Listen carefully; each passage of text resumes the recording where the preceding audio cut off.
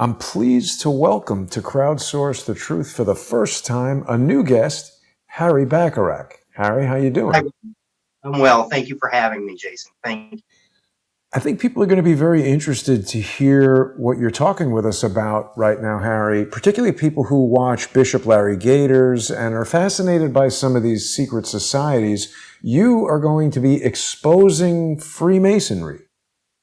Well, to the best of my limited knowledge, I'm going to share what I know, what I know from my relatives who were Freemasons. And, so let's just start from the very beginning, if you don't mind. Don't mind. So my father was a Freemason, okay? And his father was a Freemason.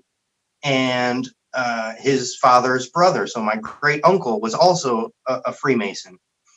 And so there's some interesting things, obviously. And one thing that my father told me when I was around 12, and I'm sort of just vaguely remembering this conversation I had while he was driving me to school, was that my great uncle was in a flood in Texas, in Dallas.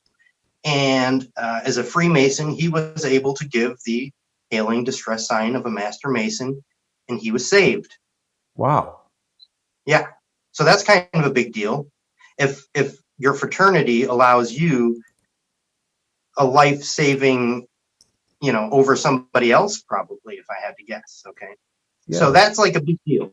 That's a very, very big deal to me. But there's one thing, sorry for interrupting, Harry, but in our conversations prior to the show, you said something that was quite surprising to me. You're Jewish, and all of these relatives were Jewish guys in the Masons. Okay, well, so I have these Freemasonic encyclopedias.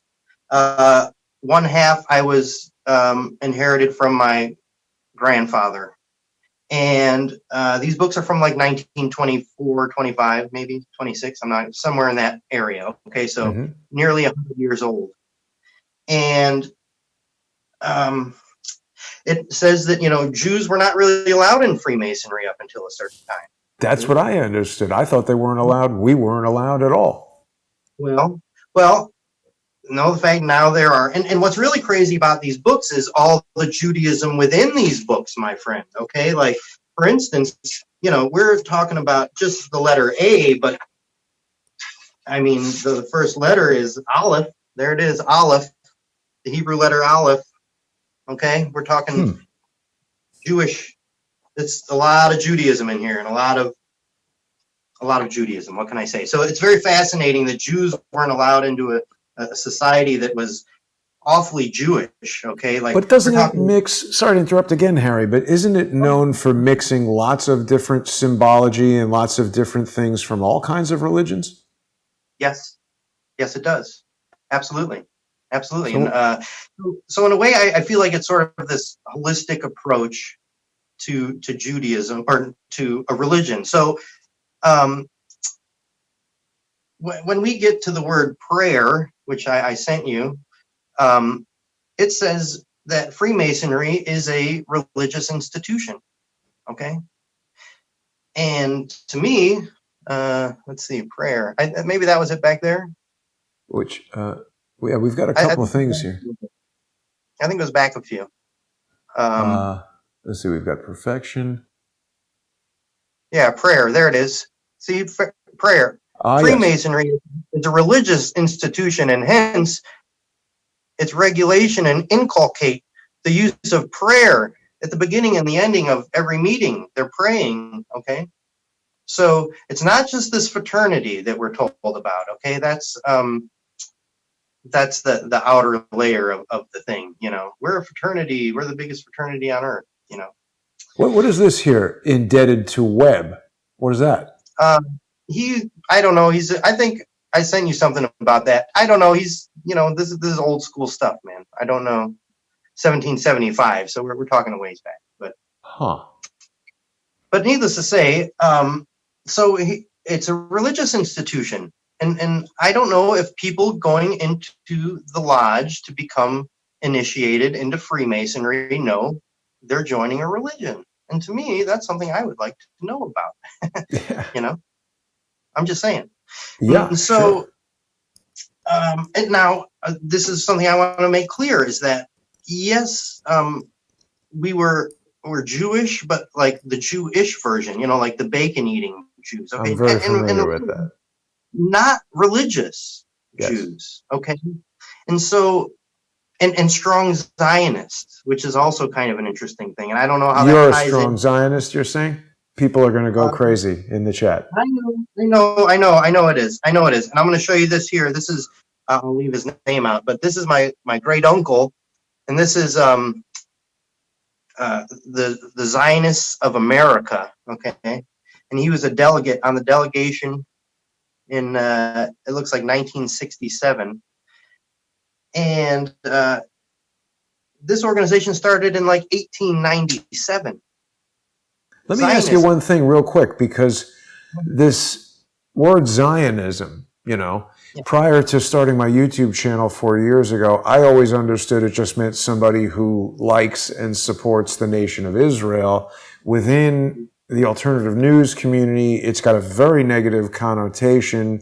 Certainly radical Zionists, like the people who were in the Project for a New American Century, Dov Zakheim and things like this, they are essentially deep state. So when you say you're a Zionist, people are going to want to know what you mean by that. I personally am not. Got it. Just to be clear. Yeah. My father and his father and his uncle were definitely, they wanted. Okay, so this is where it gets kind of crazy and tricky and weird. But I linked and I emailed you some sources, not resources, but sources. And people like Eustace Mullins. You ever heard of Eustace Mullins at all? Sounds familiar. I want to drop some names so people can look into these names. So look at that. Now there is a Masonic. I believe that actually might be in this book.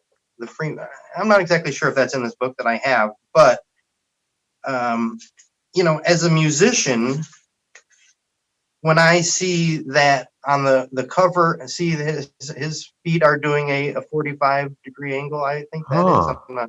My math is not terrific, but did you get that? Yeah. Now let's see Paul Simon real quick. If you'll click yes, right. Yeah, there he is. You can't really see his hand behind that little plant there, but he is doing exactly what that gentleman is doing. Yeah, he's got it tucked in. We've seen Fauci doing that as well.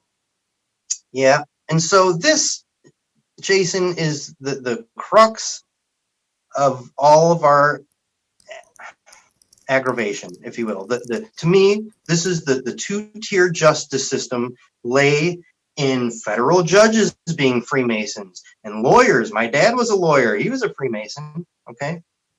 And you want to know something? I just learned this week, and it blew my mind, because I know that, so William Schneblin, he's a William Schneblin and the Prophecy Club. He does a 3.5 hour long YouTube video about Freemasonry, and he was initiated on many, many levels. And then in the religion, it gets into the magic. We're talking Harry Potter, okay, where they're literally fictionalizing Harry Potter to get people accustomed and normalized to Harry Potter. But William Schneblin talked about how in the court of law, okay, if you're a lawyer and the judge is a Mason and you're a Mason, I didn't know what it was that they did, but up to a certain level of infraction, you're going to skate if you're a Freemason. Short of treason or murder, typically, from what I understand, from what William Schneblin said, you will skate if you are maybe representing or so on and so forth. And I didn't quite know what it was that a lawyer would do to signify that he's a Freemason to the judge to get his client off. And you want to know what my mom told me just this week? What? He wore his father's Masonic ring on his pinky. Huh. And that when he went to court, he wore this ring on his pinky to say that he was a Freemason. Wow. Okay. And I was always wondering, what the hell? What the hell? Yeah. So that to me is a big deal. And yeah, where to go from there? And also, and this is the other thing, the Masonic law usurps our constitutional law. Okay. Wow. Freemasonry has been around a lot longer than our Constitution. Okay. And on the battlefield, this is something William Schneblin says, and it is actually corroborated in here, where this a Mohawk warrior Indian. I honestly I can't recall the exact story how it all transpires, but needless to say, you do this gentleman here. You do the Masonic distress sign of a Master Mason, and your life will be spared. So that's kind of a big deal, is it But not? who do you do that to? Well, listen, your Fraternal Order of Police is a Masonic organization. Okay. I might have sent you that. See that? Go ahead onto that next, that star. Right. There it is, the Fraternal Order of Police. And you see there's an all-seeing eye. There's a checkerboard floor. There's a secret handshake. Okay. So my dad always was paying his dues to the FOP because he was above the law. My dad thought he was above. Okay. Because is he still alive, your father? No. Sorry no, he died like 8 years. That's all right. It happens. But yeah, again, so if you're on the battlefield and there's another brother Mason, your life will be spared.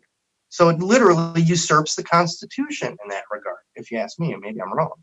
Well, and certainly if you get stopped by the police and they're part of this, Masonic order within the police, not everybody in the police is in it, are they? Nope. Nope. But my neighbor across the street, she is in the Eastern Star, and she's a cop. Uh-huh.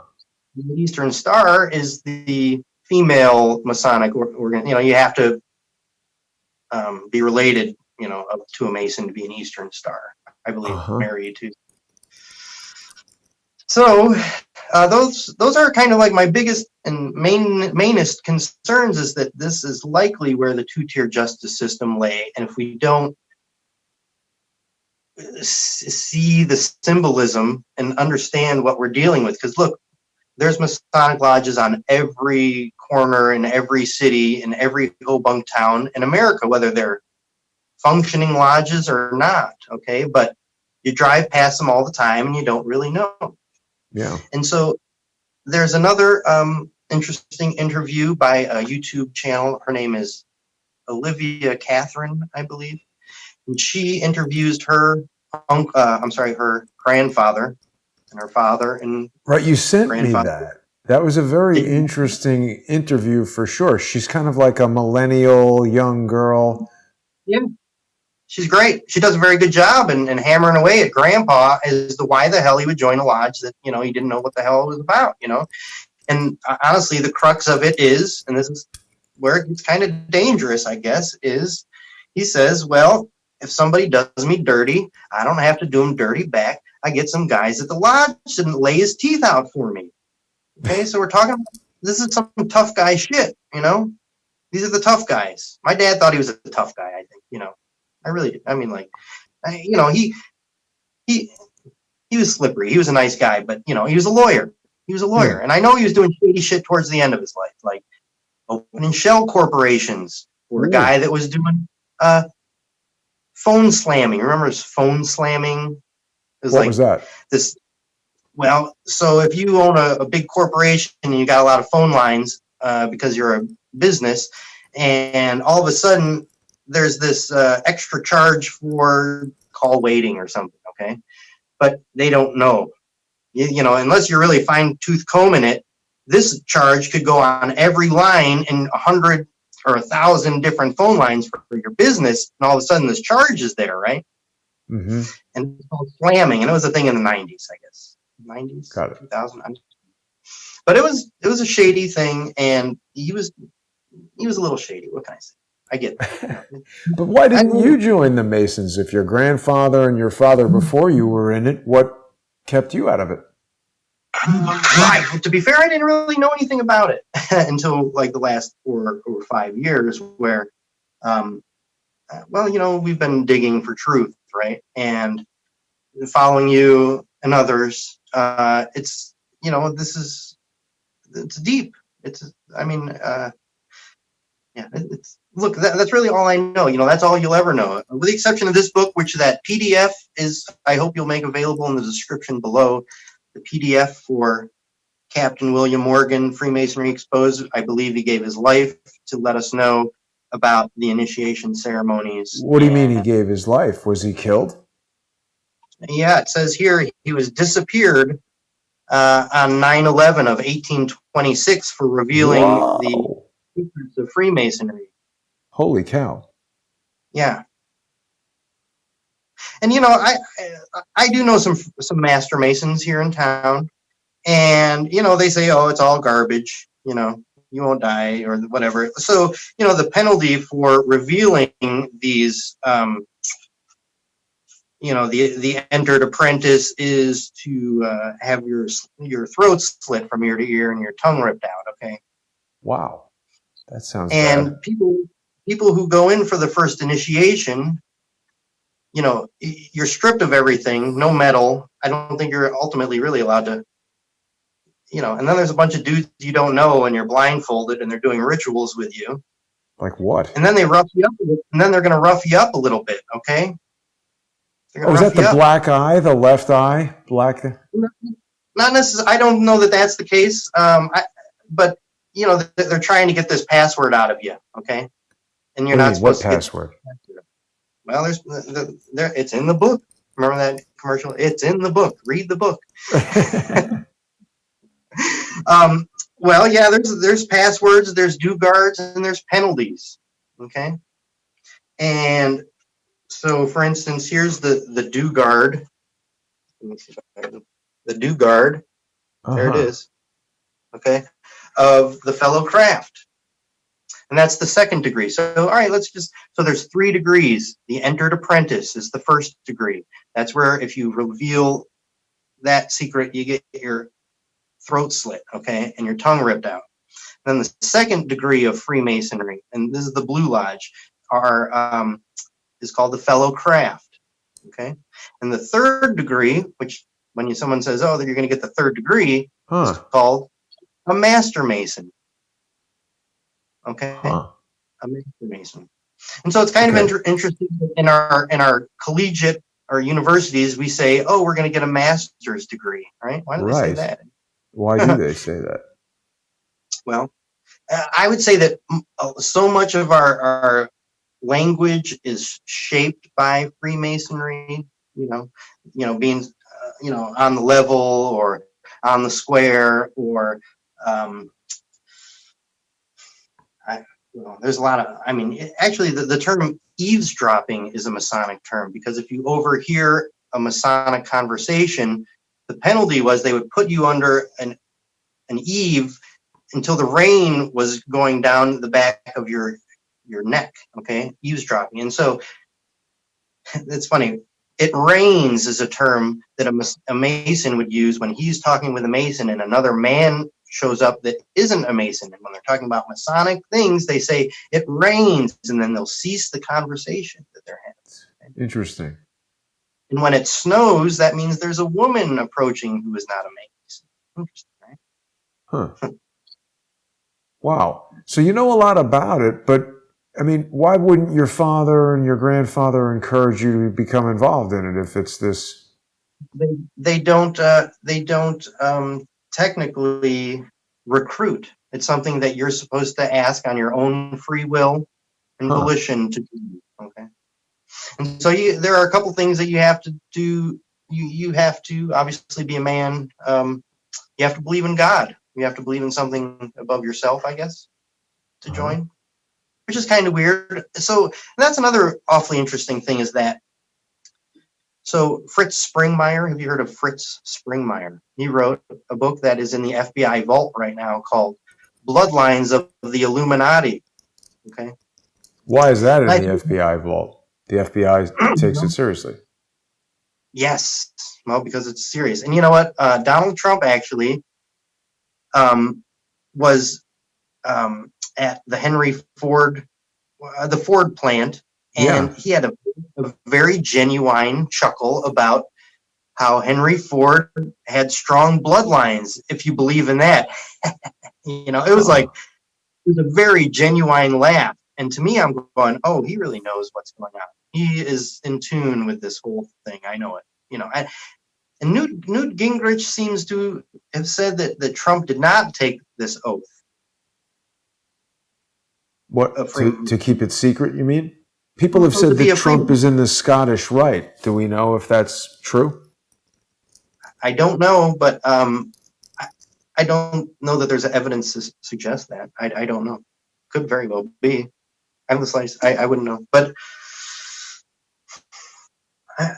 it's hard to know. I mean, so these encyclopedias that you have there, is that you can get them on eBay? You can get them on eBay. Yeah, or half-price books or something. So, but how is it so secret if you can get it on eBay? Anything that's written is not that secret. Got it. So in Freemasonry, it's like the Talmudic kind of stuff. It's oral traditions that are most important. And did your father or grandfather, they never took you to a lodge or some kind of picnic or event or something like that? So here's the thing. My dad really stopped going to the lodge once he made the association with the Freemasons and the KKK. Huh. Felt a little uncomfortable going to the lodges when the rituals, again, I'm 12, so I can't quite piece together what he said, but Freemasonry and KKK in the same sentence, okay? So I don't really know the history, and I'm sure some of your viewers will be able to point us to some, whether it's the Golden Dawn or, honestly, look, there's a lot of shit I have no idea about. Mostly I know nothing, okay? But the Illuminati is real, and it's in this book, and you can't say it's conspiratorial if this is way closer. Well, let's see.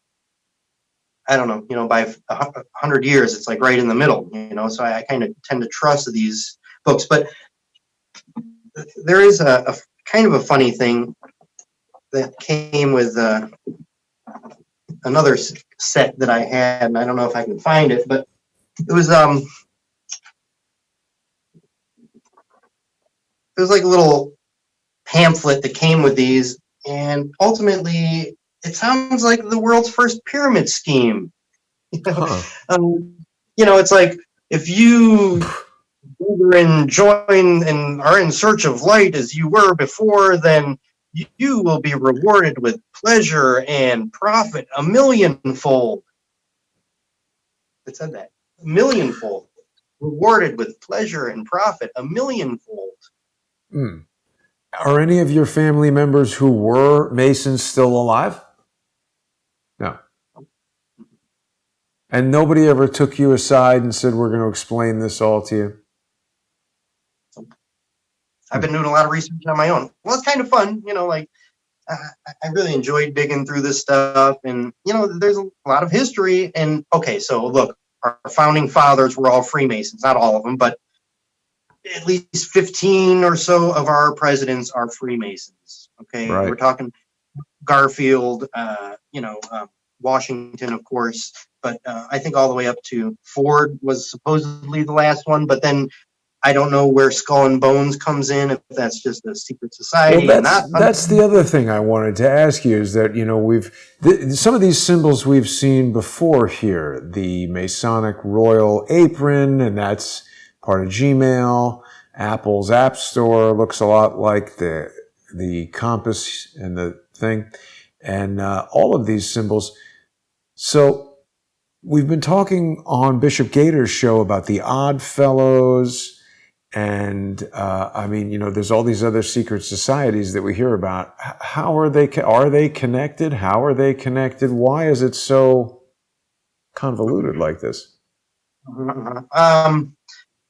Okay, again, I can't pretend to know shit I don't know. I know there's a York Rite of Freemasonry, and that's sort of more of the Christian vein. I know there's the Scottish Rite of Freemasonry, which is the more Jewish stuff. Hebrew, like, why is there a mezuzah in here? Why is Kabbalah in here? Okay, Kabbalah. We're like, in this book, okay, why? Okay, and then you want to know, why the hell is Madonna studying Kabbalah?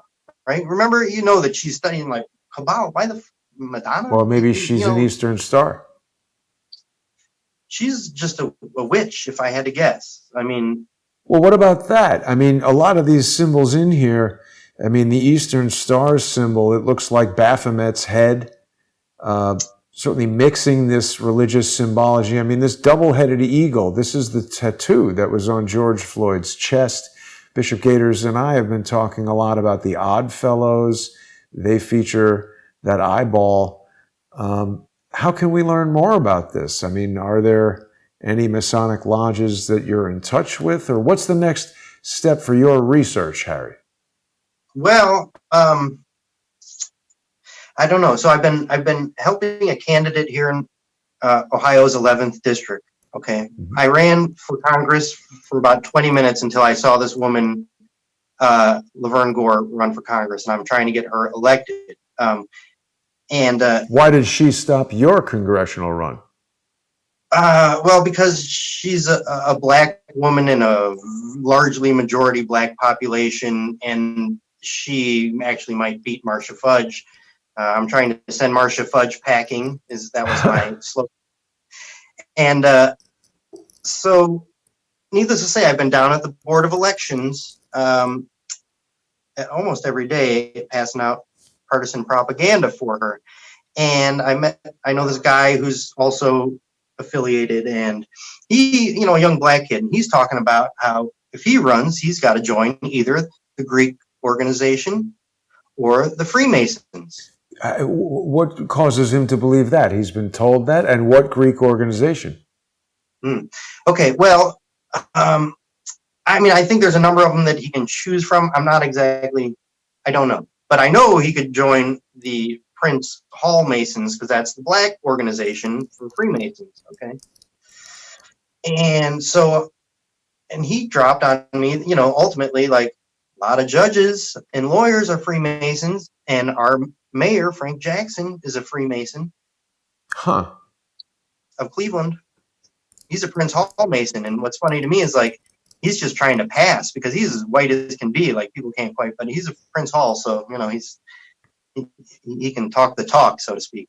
Huh. Yeah, it's important because the Greek, so needless to say, I see a lot of people with their masks, and they have square and compass Masonic masks, and they've got their fraternal masks, and they've got, Eastern Star rings, and so, again, if you don't know about it, you'll never see it, okay? And it's literally the symbolism will be their downfall, okay? That guy, he's kind of a clown. So, boy, he looks like Al-Walid bin Talal. This guy's in the Prince Hall Masons, but, I mean, why is that? Why is he a Prince Hall Mason? Well, I mean, why not just a regular Mason if only black guys can go into Prince Hall? Well, he's black, supposedly, FYI. Is he? I don't know. He passes. He's the Rachel Dolezal or whatever the fuck her name is. Of politics. But those people are all going to vote for you, and all your Greek sisters. Okay, so let's go to Marcia Fudge just for a second, because this is about the Greek organizations, okay? And Marcia Fudge has been in office for 12 years, okay? And she took over for Stephanie Tubbs Jones, who died of a brain aneurysm here in my Cleveland Heights, where I be staying. And Stephanie Tubbs Jones is a Delta, okay? Sigma Delta Theta or something along with. She's a Delta. And Marcia Fudge was the president of the Deltas, the sorority. And so Marcia Fudge took over for her sorority sister. And so then there's the story about how there was a judge named Judge Lance Mason, and he beat his wife. I've heard this story. He smashed her eye into her dashboard, and he was in jail. He did this in front of the children, okay? And he was in jail, and Marcia Fudge and Frank Jackson, Mayor Frank Jackson. I don't know if Judge Mason was a Mason, but I might just guess. I'm just guessing. Lance Mason get out of jail because Mayor Frank Jackson and Marcia Fudge wrote a letter that said he made a bad mistake and he's a good guy and he won't do it again. And then he gets out and kills his wife. Right, I heard about that.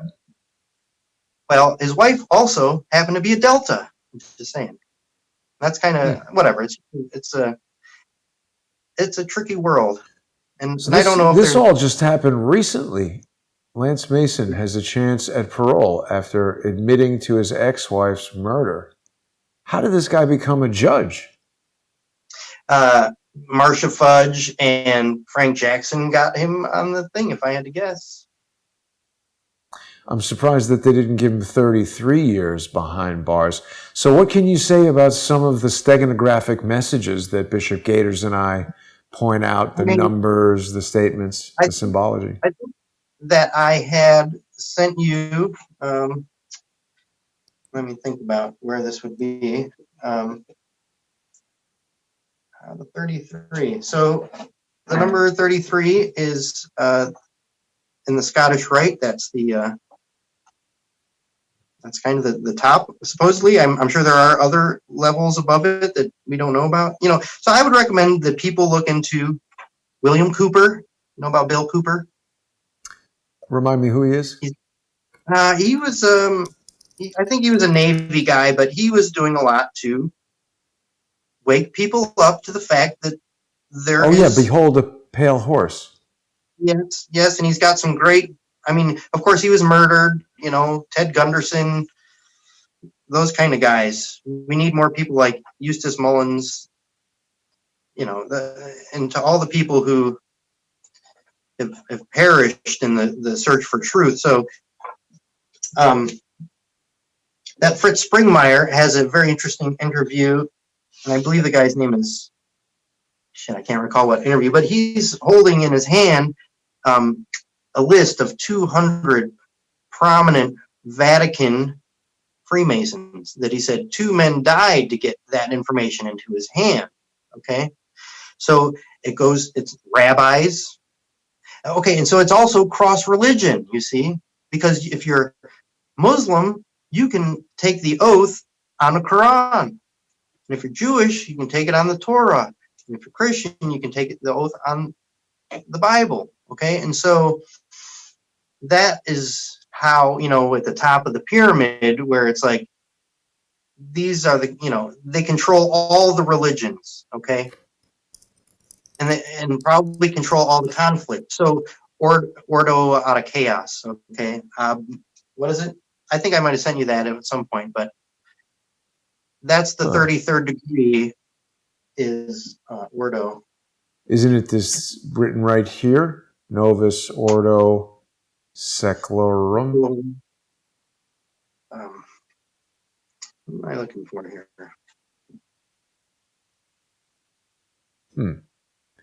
It's a mysterious thing for sure. I mean, you know, Masonic cipher here shows all kinds of religious symbols. So is it higher than, hey, here's the snake eating its tail. So is it higher than religion? I mean, so your father, if the Masons wanted your father to do, let's say they found out you were doing this podcast, you know, interview, whatever, and they don't like it, if your father was still alive, would they say, kill your son? And your father would do that? No, I don't think so.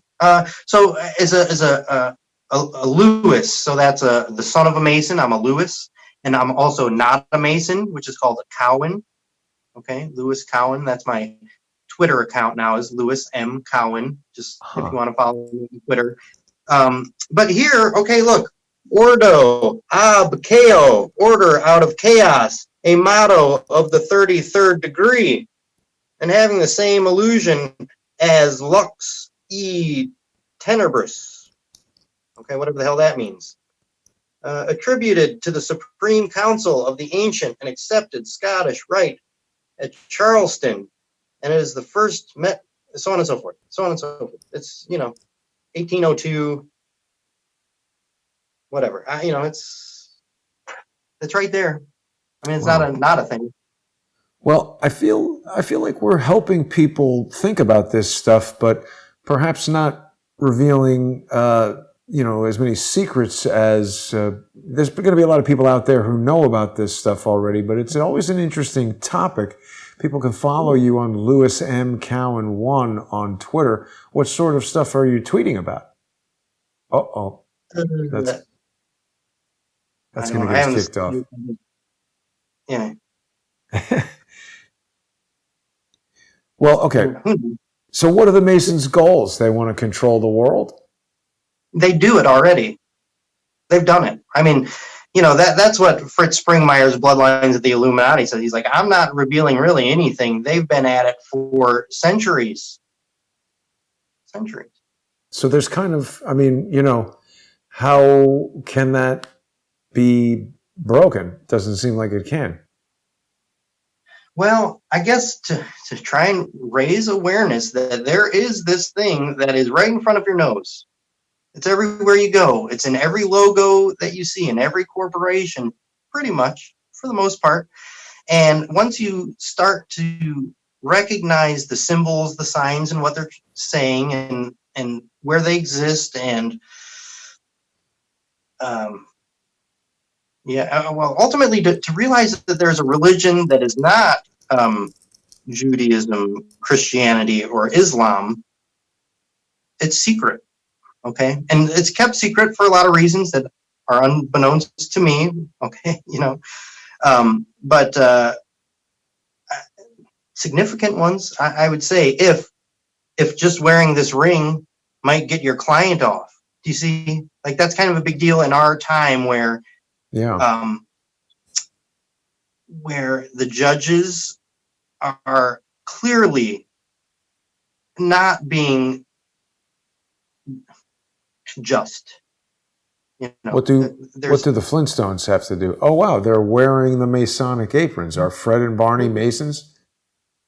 Well, you know what? I sent you a huge list of Freemasons because anybody you've ever heard of was a Freemason. And so people like Kramer, okay, from Seinfeld, Shaquille O'Neal. Okay, so just take Shaquille O'Neal, for example, okay, as a Freemason. And again, it's a big deal in the Black community. Okay, it's a big deal because as a minority, you got to have guys that have your back. I get that, okay? But at a certain point, is he in control of his actions? Does he need any more money? Is he just feeding the beast at this rate? Is he just selling things because he's like for sale? Like, at what point do you not have enough money? That you have to, there it is. I mean, it's, so, some other Freemasons. Well, Jack White of the White Stripes, he donated millions of dollars to the Masonic Lodge in Detroit, which is the largest one in the country. Really? Brad Paisley is a Freemason. How about, Simon Cowell? Like, what is Simon Cowell's talent? Except he's a Freemason. He's just a jackass, right? But he's a Freemason. He's a successful music producer. Oh, is that what it was? I don't even know. I mean, isn't it? He puts together bands and stuff and makes TV shows. I think he just had some accident. I heard he broke his back or something. Well, that's not good. Well, so as a musician, someone who always to, that's a big lodge. That's a big lodge. So what the hell goes on inside here? I used to have a guest on the show who spoke about Masonic stuff, saying that he was selected to have a child with this woman, and then his son had some significance to the Masons, that his grandfather always took him. Now, this is interesting too. See this type of park in front of the thing? What's going on here? You got me. I was just at the Washington National Masonic Memorial in Alexandria, Uh-huh. and I took the tour of the lodge. And actually, I've got some fancy brochures that I could show you here of the. Here it was, the landmark century campaign. Here's the George Washington Masonic National Memorial, and they have many lodges in there, different lodges. And here's the home of the Grand Lodge of Massachusetts, if you're interested. Okay, beautiful So lodge. have you visited all these places? No, nope. Yeah, look here, Freemasonry. It's a family affair. I know that's backwards and stuff. Huh. It's a family affair. So there's youth organizations, the Demolay for children from 12 to 21. Eastern Stars for women. Order of the Rainbow is for girls. Okay, so here's weird organizations that you never maybe ever heard of, okay? But they want your kids involved. And okay, look, the Shriners, well, from what I heard from my Masonic friend, I have a couple of them here, and he always talks about, the Shriners, they're kind of debaucherous. They're the debaucherous ones, and the blue lodges of the Freemasons around here are the teetotalers, but the Shriners, they're the real party animals. Well, are those the party animals the ones you want watching your kids in the hospital? I don't. Well, what does that mean, party animals? They like to drink a lot of beer, or they're doing what? Yeah, I think I don't know. They getting drunk and driving around in those little cars with their fezzes on, whatever. Right? Those are the Shriners in the funny little. They want cars. people to join. It says, "Join us. Be a Shriner now." Well, so from what I understand, and please anybody correct me if I'm wrong, because I always want to be corrected when I'm wrong, and that is that to be one, you have to ask one in Freemasonry. They don't recruit. But once you get to the 32nd or 33rd degree, supposedly, then the Shriners will ask you to be one. At that point. I could be wrong. Let me know. Well, this website says all Shriners are Masons, but not all Masons are Shriners. So it's some maybe more elite. It's spun off from the Masons. Correct. You know what? Here's another really interesting, when we're talking about laying people's teeth out, and I sure don't want to upset anybody in this organization because they looked a little tough to me. Actually, so look up, if you will, please, the Widow's Sons Motorcycle Club. And so I was a musician before this COVID thing hit, and I had gigs every 3 or 4 nights a week, and I had this one gig out in a very lovely suburb out east, and there's a lodge there, and every Thursday or every other Thursday, the guys would come and meet, and I could sit on my break and watch them come in and out of the lodge. And on the nice days in the summertime, would roll up maybe 12 to 14 deep on their Harleys with their leather jackets that say the Widow's Sons on it, and they are a sanctioned Masonic motorcycle club. Okay, a gang. I don't want to call them a gang. They seem like guys, okay? But, when it came to asking one to be one, I walked across the street and I was ready to ask this guy, hey, so tell me a little bit about this Freemasonry, will you? And to be honest with you, his neck tattoos kind of scared me away. I was just like, oh, okay, hi, fella. Mm-hmm. And I'm just going to walk back across the street and go do my thing, again, not disparaging anybody, but this is a sanctioned motorcycle club with the leathers and everything. So why are they meeting in secret? Why do they need passwords? And, to me, secrets, I don't keep secrets. To be honest with you, I'll just let you know, I don't really do that very well. Everything's out on my sleeves here. I don't keep anything. I don't need to. I don't think truth can really lay in secrets, but perhaps it does. But, well, we really started looking at this. People recall that it was Quinn Michaels who was very interested in this stuff. I'm trying to remember where that. what was the name of this restaurant or nightclub that George Floyd worked at? Nuevo Rodeo, East Lake Street, Minneapolis. I think that's it. Let's see if we can find this here. Because, yeah, go ahead. Well, it was just that in this complex where the restaurant was, here it is. So here's the restaurant, right? This is the building that has Nuevo Rodeo in it. And I had discovered when we were looking at this with Bishop Gators, there's some strange things about this. So it's right down the street from where George Floyd was killed. And within it, it's got this check cashing business. And look at this. Ace. That looks slightly, it's a pyramid for sure. Ace checks cashed. And it's interesting that it's got this Nuevo Rodeo sign right above the check cashing business. And you can see underneath there, I don't know if you can see it.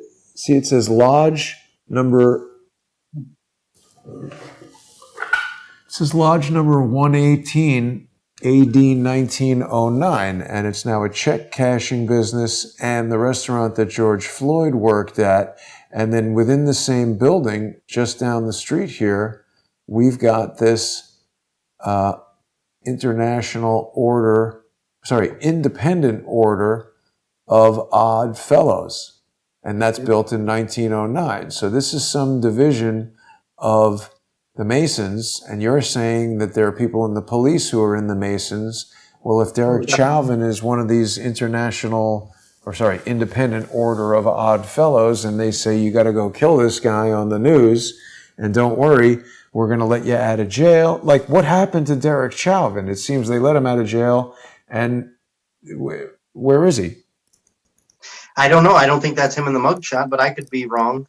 Well, I agree, and I don't think it's him either. And if you're saying the judges are letting people 5 hours ago, holy cow, judge drops the third-degree murder charge. I mean, I don't know what, judge drops third-degree murder charge. Let's see, this is breaking right here. Third degree, get out of here. Oh, yeah, right. So here we go. This is just earlier today. The judge has dropped the third-degree murder charge against former officer Derek Chauvin in George Floyd's death, but the second-degree charge. Ratchet up the violence quick. They need to ratchet up the violence real quick. If I had to guess, this is interesting timing, anyways.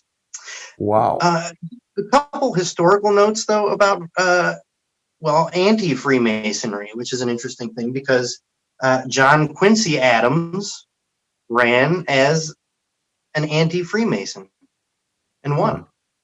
Isn't that interesting? And he was, the sixth president. So his dad was, I believe, like the second or so. And so, Washington was a Freemason. And then I'm a high school dropout. So my history is not the history I'm learning fresh. Okay. So I don't, but this was the first third party in American history, anti-Freemasons.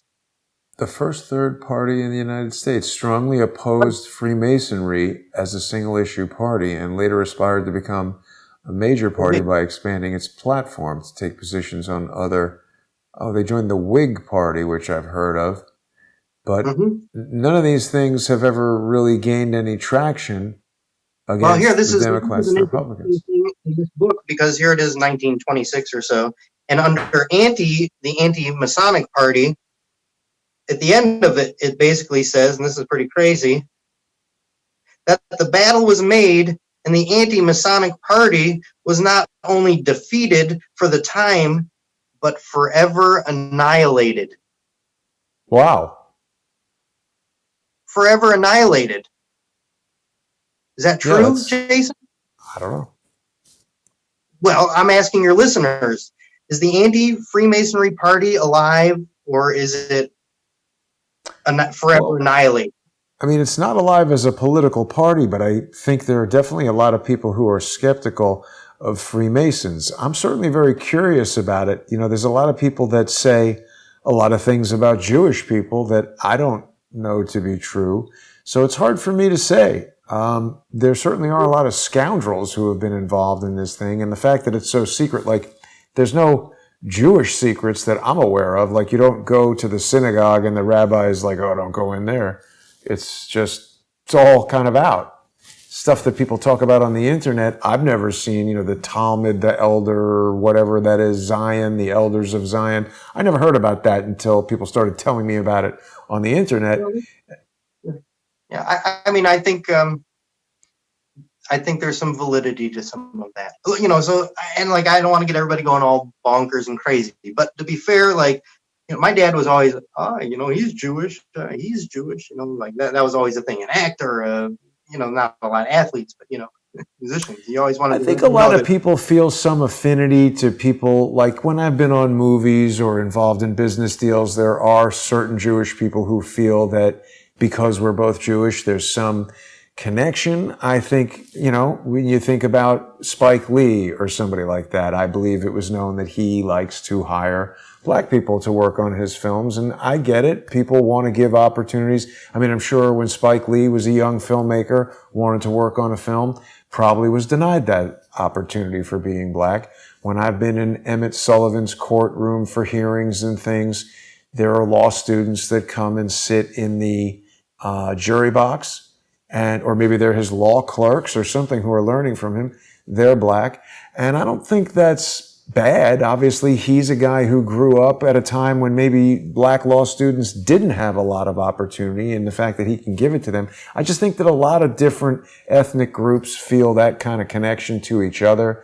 But I don't know. I just prefer to treat people as people rather than say, oh, we're both Jewish, so there should be some connection, or we're both Masons. So tell me more about this thing where you make a hand signal and you get rescued. Are there like Masons just looking around to rescue other Masons? Well, yeah. So this is called the Grand Hailing Distress Sign of a Master Mason. And let me see if I can find it, because I believe it's in the 3rd degree. And so let me see if I can find it in here. It doesn't have anything to do with cutting stone any longer, does it? They use the analogies. Yeah, here it is. I think this is it. Yeah, there it is. Okay, so this is very important to me because as a musician, I now realize that you probably have to be a Freemason to get that record contract. Because like Jack Warner of Warner Brothers was a very high Freemason, and they're only going to hire Freemasons, just like we talked about. Like that's the whole notion of joining the lodge, is to bump elbows with rich people. You're a young guy, or you're on the low in the totem pole, but once you're a brethren, then you're rubbing elbows with people, and you're going to get that job over somebody who isn't. It's about keeping a lock on control. I think a lot of people find this in a lot of industries, whether there's Masons there or not. What do we got there? So he's my Joe Tex. He's but you see what he's doing with his hands? Oh yeah. He's doing just that. Okay. So it's in every industry. I'm just guessing, now that I sort of know what I'm looking for, it's like the Da Vinci Code. Okay. Once you start to see that, you can't unsee it. Well, exactly. It's like, if you see the penis on the Amazon and it says primed and it's just a penis, okay? Like, it's hard to unsee it. Oh, he said hard to unsee. Anyway. We've spoken about that before, the Amazon logo. There's a lot of hidden imagery and a lot of logos.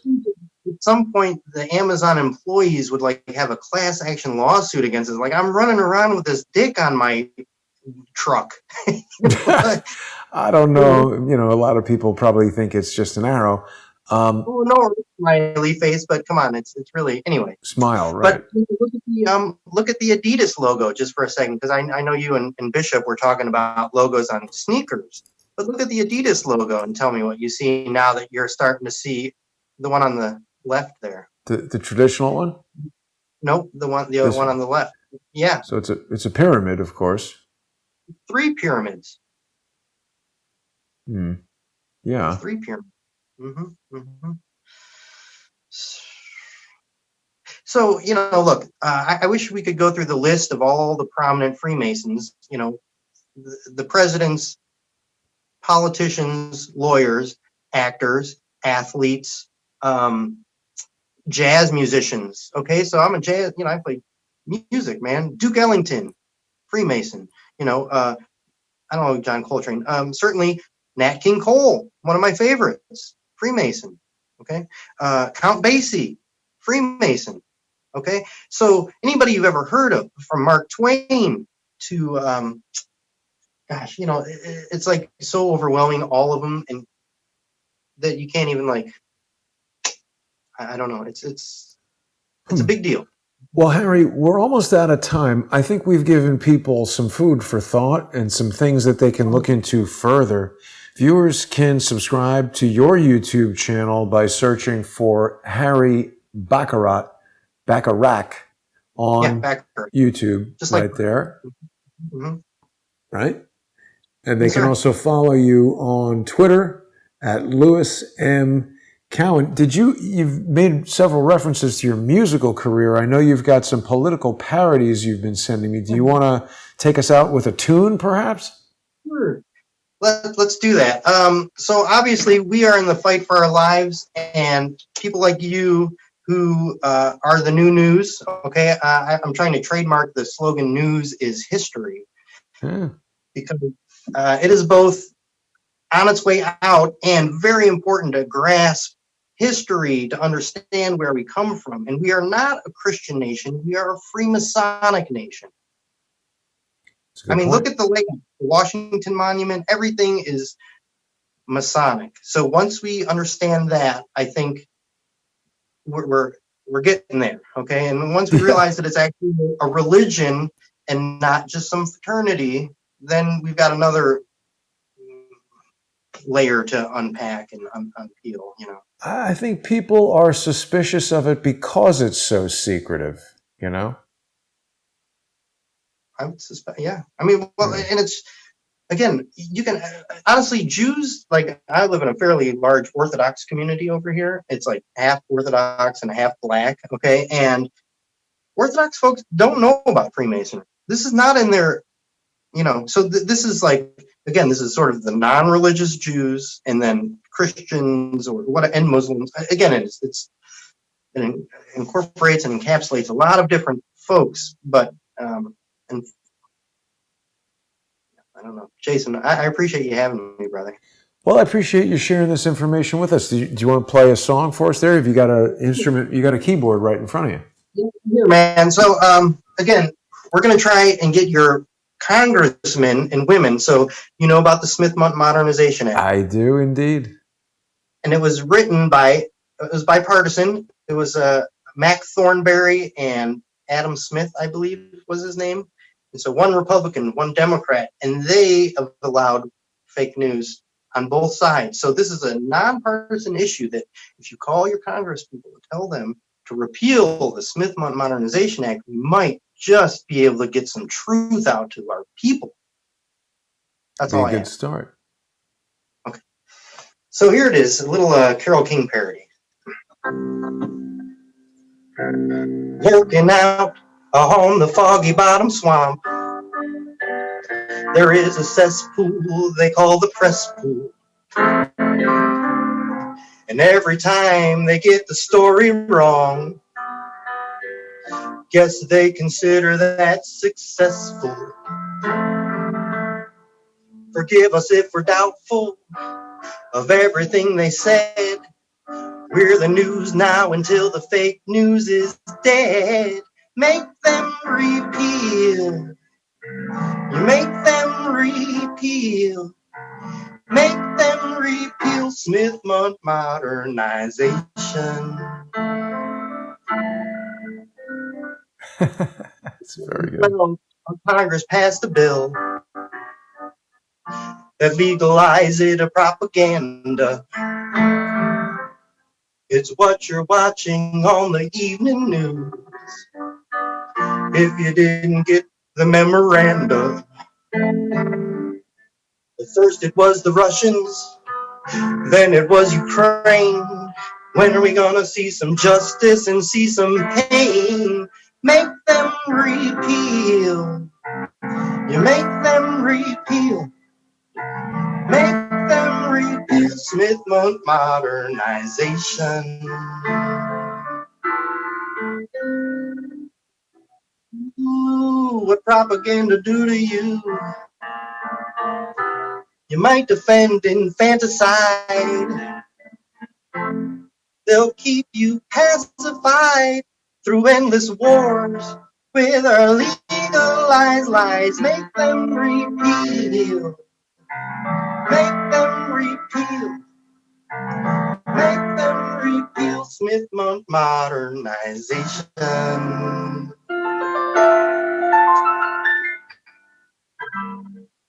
There it is, my friend. Very good. Thank you. I appreciate your time. And you're using one of the tactics that they use against us.